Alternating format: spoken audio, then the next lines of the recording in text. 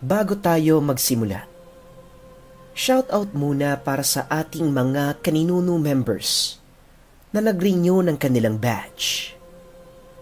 Shoutout para kay Rica Poche, Andrea Gumana, Edward Duros, at kay Christine Oloson. Maraming salamat mga kaninuno sa solidong suporta sa channel. Para naman sa mga gustong magpa-member, click nyo lang yung join button sa tabi ng subscribe. Yun lamang mga kaninuno. Simulan na natin ang kwento. Magandang araw, Ninuno. Pati na rin sa lahat ng tagapakinig ng channel mo. Ako nga pala si Emong. Hindi ko tunay na pangalan. Tubong Dumaguete po ako, Ninuno. At sana maintindihan nyo kung bakit hindi ko ginamit ang tunay kong pangalan. Sa totoo lang kasi, itong ibabahagi kong kwento sa inyo ay karanasan mismo ng aking lolo. Malamang karaniwan na po sa atin ang naniniwala sa mga kakaibang bagay. Mga bagay na mahirap ipaliwanag. Pero itong karanasan ng aking lolo ay tungkol sa kanyang agimat na naging dahilan ng kanyang pagkabaliw. Nangyari ito taong 1962. Ayon sa aking tatay, ang lolo Anghel ko ay napakahilig noon sa treasure hunting. Napag-alaman daw kasi ni lolo na matapos ang ikalawang digmaang pangdaigdig, bago pa man sumuko ang mga Hapon, marami ng balita na marami silang dalang kayamanan mula sa iba't ibang bansa nilang napuntahan. At lahat ng ito ay dinala nila sa Pilipinas. Matapos kasi ng mga pangyayari sa ating bansa, naging interesado ang mga Hapon dito. Kaya naman kaagad silang nagtungo sa ating bansa. Dala-dala ang tuni-tuniladang ginto. Kaya naman nagka-interes ang karamihan sa paghahanap, kasama ang lolo Anghel ko. Ito na din ang naging dahilan ng pagkalugi ng negosyo ng aking lolo. Halos maubos ang lahat ng ari-arian niya.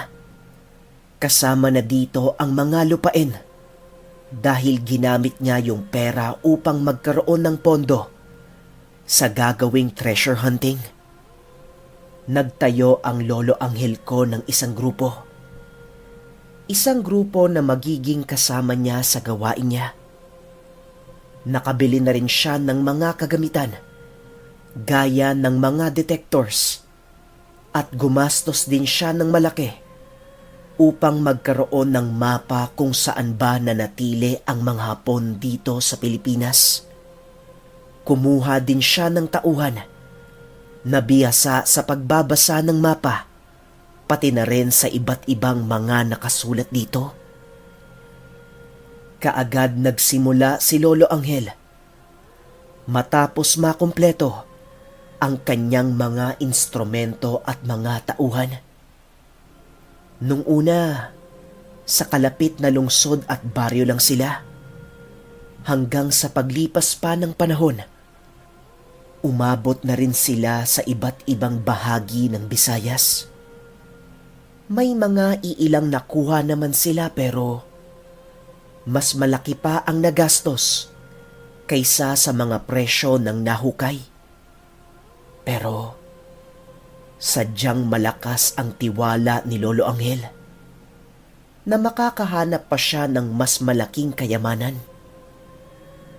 Umaasa siya na darating ang swerte niya. Umabot pa nga sa punto na naubos na ang pondo ni Lolo. Kaya naman hindi siya nakapagpasweldo ng eksakto sa kanyang mga tauhan. Hanggang sa unti-unti na lang silang umalis At ang natira na lang ay yung kanang kamay niya na si Isagani. Siya yung bihasa sa pagbabasa ng mapa, pati na rin sa mga nakasulat dito. At kasama din sa natira ay si Mateo na tagapagluto ng makakain. Nang mga panahong iyon, nagpatuloy pa rin si Lolo sa kanyang hangarin.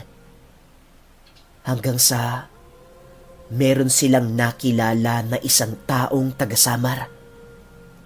Dolfo ang pangalan nito. Isang may edad na at ang kanyang ama ay kasapi noon sa mga sundalo ng bansa. May alam din siya sa lugar ng mga kayamanan. Kuta daw kasi ito ng mga Hapon ng panahon ng digmaan. Isang lugar ito sa Samar malapit sa tabing dagat. Ayon sa kanya, malamang may kayamanan na hindi pa nadidiskubre sa lugar na yon kasi liblib ito at wala pang sumusubok na pasukin dahil may mga tagapagbantay sa lugar. Pero hindi tao ang nagbabantay, kung hindi mga engkanto na nag-iingat sa lugar, pati na rin sa mga kayamanang nakatago. Hindi naman naniniwala ang lolo ko sa mga engkanto, kaya nagka-interes siya doon sa lugar. Kaya naman kaagad nilang sinuri yung lugar. Hindi din naman kasi ito kalayuan sa tinutuluyan ng lolo ko nung naroon sila sa Samar.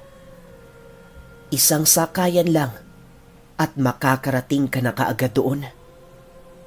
Kaso nga lang, ang buong akala ni Lolo ay madali lang pasukin yung lugar. Pero hindi.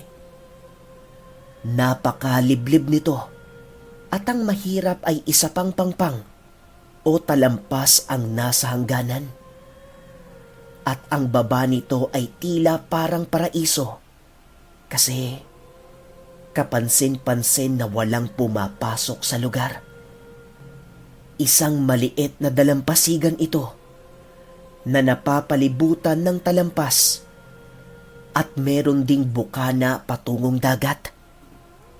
Mula sa itaas ay napakatarik nito. Bumaba sila lolo gamit ang mahabang tali. Kasama niya si Isagani, pati na rin si Mateo. Inabot sila ng tanghali bago umabot doon sa ibaba ng lugar. Talagang napakataas nito at napakaraming bubuyog sa paligid.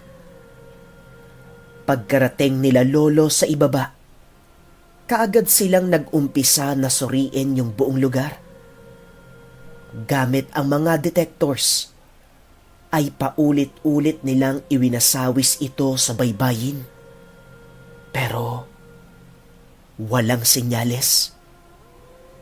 Sinubukan din nila ang gilid ng talampas, pero wala talaga. Mukhang matatagalan tayo dito, Isagani. Wala akong senyales na makita. Pati ang detektor walang masagap. Sir, ngayon pa lang po ako nakaranas ng ganito Para kasing imposibleng may nakatago dito. Napakahirap puntahan. Tapos, napakaliblib pa. Halos masok ako sa tarik ng bundok Tapos yung dinaanan pa po natin, napakaraming bubuyog. Sobrang delikado dito. O sige, bumalik na lang tayo bukas. Hapon na rin. At baka gabiin tayo. Iiwan na lang muna natin yung mga kagamitan dito. Wala naman sigurong gagalaw nito. Saka, hindi din nila kakayaning bumaba. Mateo, takiabot mo nga sa akin yung tubig. At nauuhaw na ako. Kinagabihan ng araw na yon, pagkabalik nila sa lugar na tinutuluyan, tinungo ni Lolo Angel ang bahay ni Dolpo sa kadahilanang magpapatulong siya sa paghahanap ng tauhan. Nais niya pang magdagdag ng 2. Dolpo, magandang gabi sa'yo. Magpapatulong sana ako. Gusto kong magdagdag pa ng tauhan. Maaari mo ba akong tulungan maghanap? O sige, wala namang problema, Anghel. Kunin mo ako. Total, ako din naman ang nagturo sa'yo doon sa lugar. Saka isama natin yung pamangkin ko. Papayag yon. Maraming salamat, Dolpo. Bukas magkita tayo doon sa tinutuluyan ko. Bukas ng umaga nang makapaganda tayo. Pero teka muna, Anghel. Mawalang galang na sa'yo. Yung lugar na naituro kong kutan ng mga sundalo noon. Oo, totoo ito. Pero hindi ako sigurado kung may naiwan bang kayamanan. Hinala ko lang yung sinabi ko. Kaya gusto lang kitang tanungin kasi nanggaling na kayo doon. Bakit ba napakalakas ng kuryosidad mo? Hindi ka rin naman siguradong may makukuha tayo doon, di ba? Ngumiti si Lolo Anghel at nagwika ng, Nako, Dolpo. Malaki na ang nagastos ko. Hindi ako pwedeng umatras ng walang napapala. Sige na, magpahinga ka na. Magkita na lang tayo bukas ng umaga. Kinabukasan, maagang dumating si Dolpo kasama ang pamangkin niyang si Mekmek. Naghanda na sila sa kanilang gagawin. Nung una kasi, sinuri lang nila kung meron bang sinyales na nakatagong ginto doon. Makinig kayong lahat. Nasuri na namin yung lugar pero walang bakas ng senyales. Ang akin ngayon, baka nasa talampas ito at malamang doon inilagay kasi walang bakas sa ibaba. Kaya maglalambitin tayo sa bawat bahagi ng talampas. Kung sakaling merong kakaibang marka, magsabi kayo kaagad sa akin. 5 sila noon. Si Isagani, Mateo, Lolo Anghel, Dolpo at yung pamangkin niyang si Mekmek. Isagani, naitali mo ba yung kagamitan natin sa ibaba? Opo, sir. Bago po tayo malis, tinali ko na po.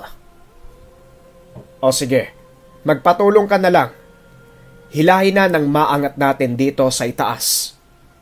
Hindi na tayo bababa. Dito lang tayo. At gagawa tayo ng matibay na pundasyon para sa mga tali. Dolpo, pwede ka bang kumuha ng mga tuyong dahon ng nyog? Para sa naman ba yon, Anghel?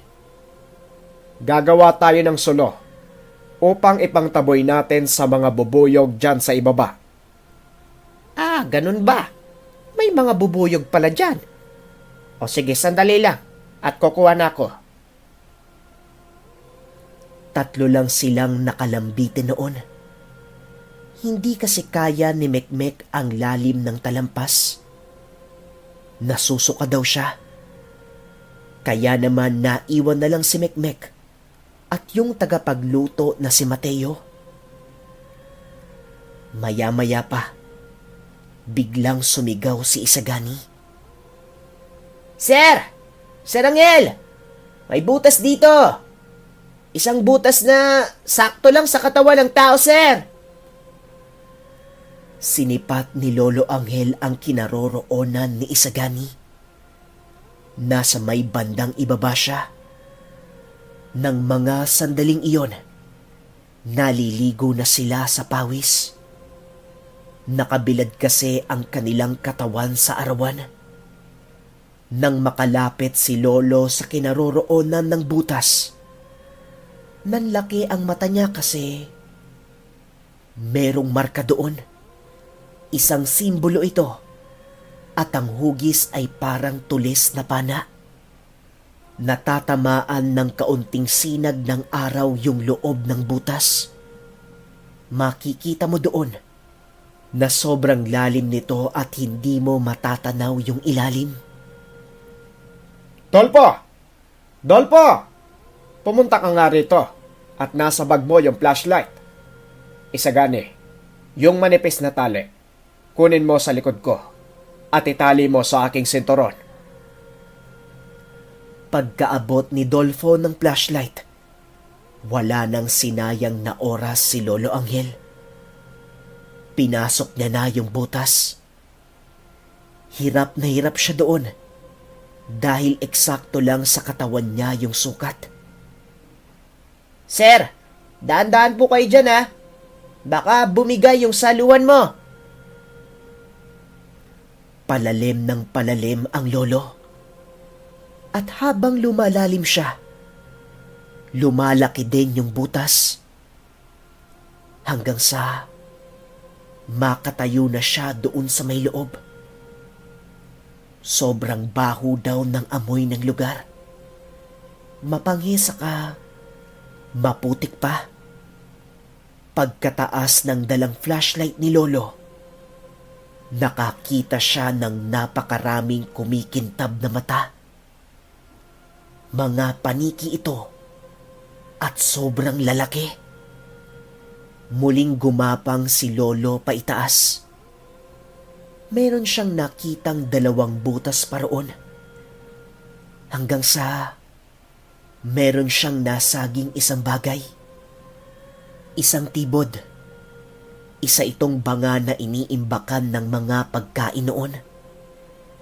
Itinulak niya ito gamit ang kanyang paa. Merong lumabas doon sa may tibo. Lupa ang laman, pero iba ang amoy. Nagwika si Lolo ng, Teka, abo? Bakit merong abo? Saka, bakit ganito yung amoy? nang magawi naman ang tingin niya sa bandang kaliwa. Nakakita pa siya ng maraming kibod. Subalit, abo rin ang laman nito sa loob. Hanggang sa nagulat na lang si Lolo Anghel kasi merong kumalabit sa kanya. Ito pala ay si Isagani. Ay, ikaw pala yan. Akala ko kung sino na eh. Sir, sumunod lang ako kaagad kasi nag-aalala po ako sa inyo eh. Hindi po kasi kayo sumasagot kanina pa eh. Ano po bang meron dito, sir? Mga banga, Isagani. Banga na abo lang naman ang laman. Oh, abo? Dumampot si Isagani ng kaunting abo na galing sa banga. Abo nga to, sir. Pero, abo ng tao. Libingan ata to nung panahon ng Hapon eh. Tignan nyo, sir, oh. Napakadami. Sa palagay ko nga, Isagani. Saka parang may iba pang lagusan dito. Maliban doon sa pangpang. Sir, tignan nyo, oh. May kakaiba sa pinatutunguan ng mga banga.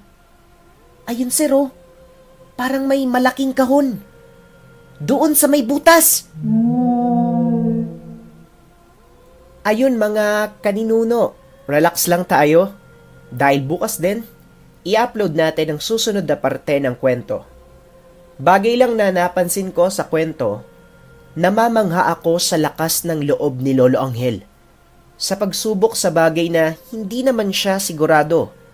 Kasi isipin nyo ba naman, ibinenta niya yung mga ari-arian niya para lamang tuklasin yung bagay na gusto niyang malaman at makuha. Na kung sa buhay natin mga kaninuno, minsan nakakatakot mag-risk. Lalo pa kung hindi natin alam kung ano bang kahihinatnan ng gagawin natin. Pero mga kaninuno, meron din naman tayong tinatawag na calculated risk. Hindi natin kailangan gawin talaga yung ginawa ni Lolo Anghel. Ang ibig kong sabihin, kung meron man tayong bagay na gustong gawin o gustong subukan, pwede natin itong pagplanuhan ng maigi. Hindi man tayo sigurado sa posibleng kakalabasan, pero at least alam natin yung posibleng mangyari dahil sa pag-aaral. At kayang-kaya natin itong mabigyan ng solusyon kasi nga, calculated risk yung ginawa natin. Merong masuring pagpaplano bago tayo gumalaw. Yan lamang mga kaninuno. Naway nagustuhan ninyo ang ating istorya. Simpleng tanong para sa video na ito. Risk taker ka ba? Comment lang ng comment kasama ng hashtag ang Ninuno Vlogs at hashtag Lolo Anghel. Huwag nating kakalimutan na ang 8 p.m. ay ang Ninuno time. Lagi lamang nating tandaan, ang masyadong paniniwala sa supernatural ay ginagawa tayong ignorante. Ngunit ang masyadong pagdepende sa siyensya at lohika ay ginagawa tayong arugante. Hanggang sa susunod na kwento. Paalam. Bye! Maraming salamat para sa mga comments na ito.